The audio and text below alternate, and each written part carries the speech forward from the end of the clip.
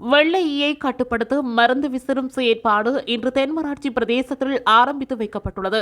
தென்னை பயிற்சிகை சபையின் ஏற்பாட்டில் சாவகச்சேரி, கோப்பாய், உடுவில், நல்லூர், யாழ்ப்பாணம் ஆகிய பிரதேசத்தில் இன்று தொடக்கம் எதிர்வரும் 27ஆம் தேதி வரை குறித்த நடவடிக்கைகள் இடம்பெறவுள்ளது. இதற்காக விவசாயிகளிடம் இருந்து ஒரு மரத்திற்கு 100 ரூபாய் வீதம் அறவிடப்பட உள்ளது.